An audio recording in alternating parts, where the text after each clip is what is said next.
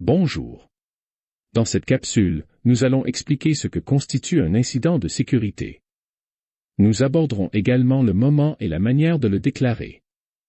Deux documents peuvent vous donner plus d'informations à ce sujet. Il s'agit de la directive de gestion des incidents de sécurité du tribunal et de son aide-mémoire. Ces deux documents sont disponibles sur l'intranet du tribunal. Les explications suivantes devraient vous permettre de mieux appréhender les différents incidents de sécurité qui pourraient survenir. Concernant la directive, deux catégories d'incidents de sécurité sont définies. La première catégorie est composée des incidents de sécurité de l'information.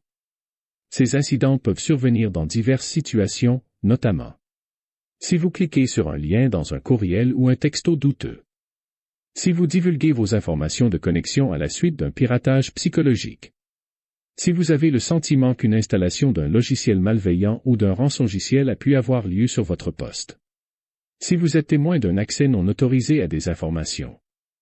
Cela inclut le vol ou la perte de matériel qu'il appartienne ou non au tribunal, du moment qu'il peut accéder aux données du tribunal. Ou encore, tout non-respect de la politique de sécurité ainsi que des directives qui en découlent. La deuxième catégorie est composée des incidents de confidentialité. Ces incidents peuvent se produire dans diverses situations, notamment si vous envoyez des renseignements personnels à un mauvais destinataire, si des informations sont divulguées sans autorisation, incluant la perte ou le vol de données dont vous avez connaissance.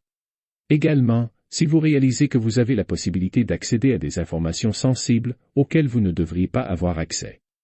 Ou encore, tout non-respect de la politique sur l'accès à l'information et la protection des renseignements personnels, ainsi que des directives qui en découlent. Ces deux catégories d'incidents de sécurité peuvent se produire simultanément. Voici quelques exemples pour illustrer ce fait. La perte d'une clé USB qui contient des informations de renseignements personnels ou sensibles. Le vol d'un cellulaire ou de tout autre matériel qui est utilisé pour accéder aux données du tribunal, telles que le courriel ou Teams. Et cela indépendamment du fait qu'il appartient ou non au tribunal. Ou, si après avoir cliqué sur une publicité ou un téléchargement, vous avez l'impression que votre poste ne réagit pas comme d'habitude. Qu'il s'agit d'une attaque externe, d'un accident, d'une erreur ou de quoi que ce soit d'autre, l'important est la rapidité dans laquelle chaque incident est déclaré. Cette déclaration rapide auprès du service d'exploitation des ressources informationnelles est cruciale pour minimiser tout dommage potentiel. Vous pouvez utiliser le formulaire de déclaration d'Octopus.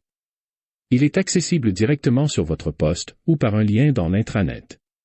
Ce formulaire nécessite néanmoins d'être connecté au réseau du tribunal. Sinon, vous pouvez aussi effectuer une déclaration par téléphone.